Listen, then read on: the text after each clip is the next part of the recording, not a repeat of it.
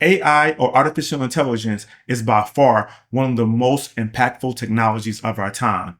But how do you successfully invest in AI with so many AI companies? Look, there are definitely going to be AI companies that win, but there are definitely going to be AI companies that lose. Today, I'm going to be telling you what AI investors can learn from crypto investors to make smarter investment AI decisions. If you're an investor who cares about innovative technologies, then you definitely don't want to miss this. When people think of AI, they usually think about the language learning models, or LLM.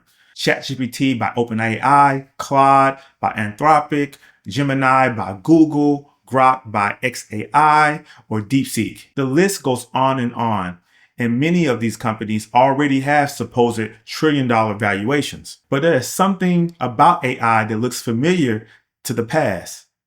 Does anyone remember the metaverse? Back in 2020 to 2021, during the COVID restrictions, this whole digital world economy developed. You could develop your own online avatars. You can buy your own digital real estate. You can rent out the property. You can make money. And all of these transactions will happen with crypto and the blockchain. But what was the outcome for metaverse investors? Let's look at a few examples. Remember Axie Infinity, the digital metaverse play to earn game that uses NFTs and blockchain? It reached a $10 billion market capitalization in 2021 at almost $165 per token. Today, that market cap has fallen to less than $250 million, and the price is down 99% from its all-time high to $1.50 from $165. And what about Sandbox?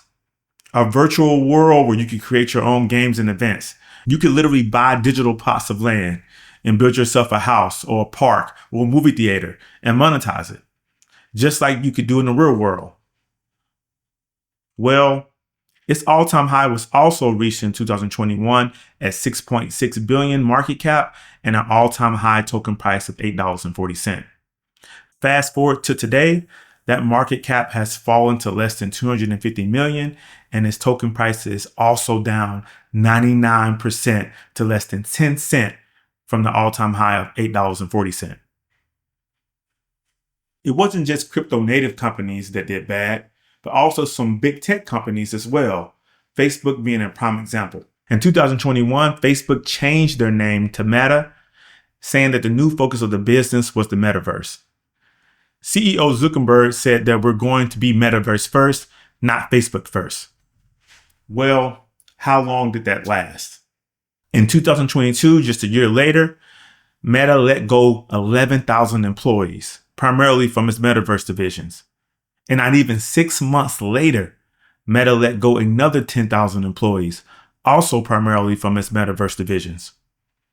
There are countless other examples of crypto investors taking huge losses on companies like Axie Infinity and Sandbox. Question: how many of you still own any metaverse tokens today?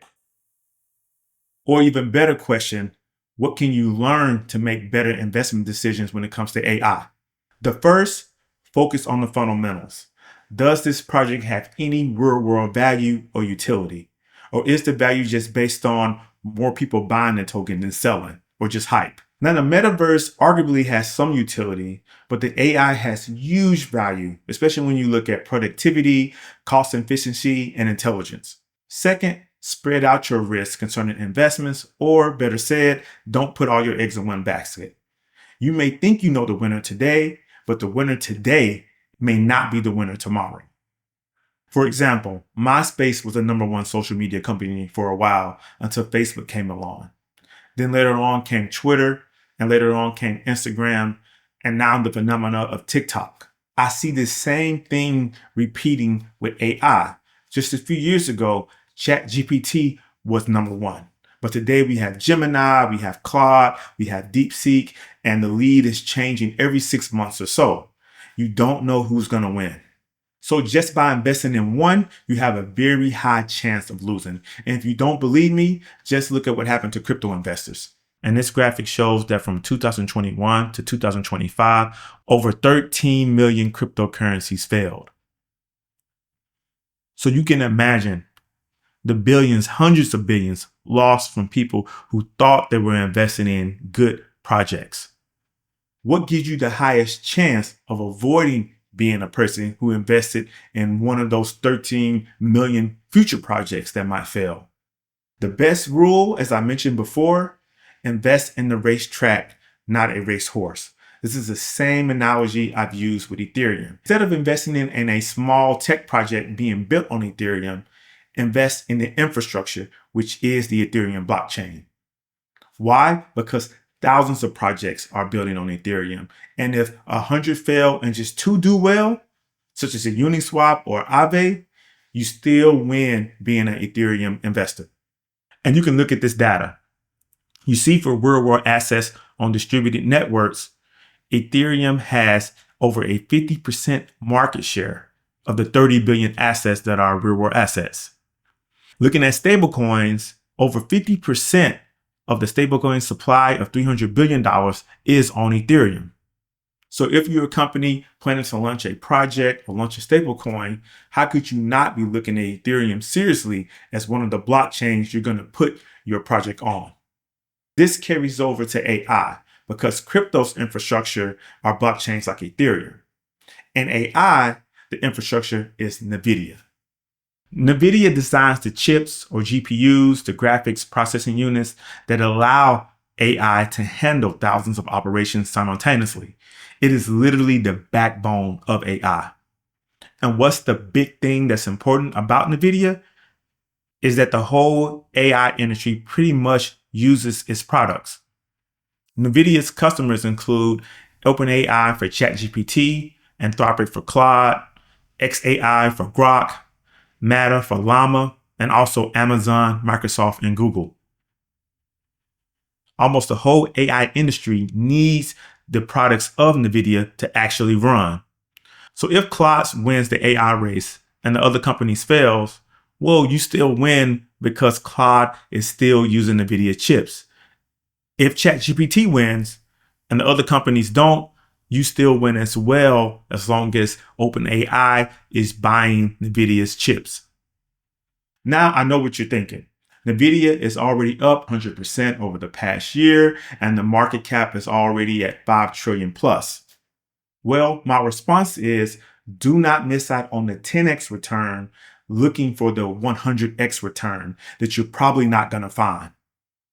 To give you a crypto investor's perspective, let's just look back comparing the long-term returns of Ethereum against Axie Infinity and Sandbox. So you can see from 2021 to now, Ethereum is up 200% plus, beating out the returns of Axie Infinity and Sandbox, which was at 159% and 122%.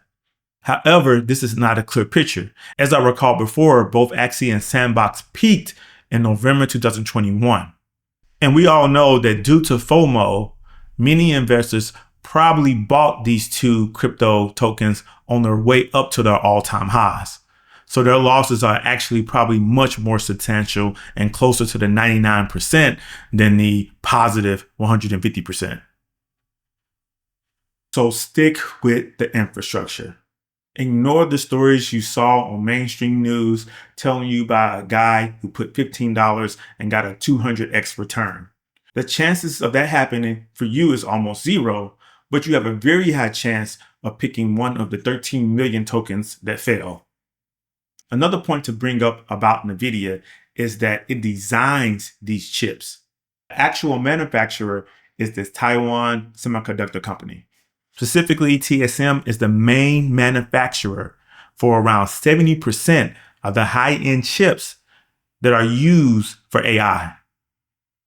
Now with TSM, you do have to think about the certain geopolitical risks. This company is headquartered in Taiwan, so there's obviously some geopolitical tensions that you have to consider in your investment process. If you are absolutely determined to take more risk than just going for the infrastructure, then spread out that risk among multiple AI companies. And this is how. You can look for exchange traded funds or ETFs. These give you broad exposure to 25, 50, or 100 different companies that are either using information technology or that are using AI or implementing AI inside their business. Some key rules is that look for companies that have a good amount of net assets, so there's liquidity, and look for companies that have a low expense ratio. I've done mutual fund research, and those companies with low expense ratios that are passive ETFs usually over the long run will beat out active managers just because they have a much lower expense ratio. And comparatively, you can see some active managers are charging, 1% plus for the expense ratio. And over the long run, they typically lose out. So go with a passive ETF that's exposed to AI with a low expense ratio if you want to get broad exposure specifically to AI. To remember, we are just in the beginning of the AI race. And right now, there's no clear winner. But what I can guarantee you is that there's not going to be 30 winners. For example, in crypto, the clear winners are starting to emerge among L1 blockchains, particularly Ethereum and Solana. These are the blockchains institutions and corporations are integrating as part of their business. But there are other L1 blockchains that you don't hear about getting picked for mainstream adoption. Algorand, Cardano, Near, Stellar, or EOS. I'm not saying these blockchains won't succeed in the future, but currently these are not the primary blockchain corporations and institutions are picking to integrate their business into. The thing to know with corporations is they always pick winners and they only pick a few. Betamax versus VHS. Hollywood picked VHS, Betamax lost. Airplane manufacturers, there's really just two, Boeing and Airbus. Mobile operating systems. 99% of smartphones either have Google's Android system or Apple's iOS system. Just as we're not going to have 30 successful blockchains or 30 successful airplane manufacturers, I highly doubt that we're going to have 30 successful AI companies. There's likely only going to be a handful. So as an investor, it's best to go down the vertical into infrastructure like NVIDIA or spread your risk across the broader AI industry using low-cost ETFs. And that's what's the angle on what AI investors can learn from crypto investors to make smarter AI investment decisions. But what are your thoughts? Which AI companies do you think will win? And where do you see the overall industry going? If you enjoyed this video, believe it has some valuable insights, hit the subscribe button, turn on those notifications, and I'll see you next time.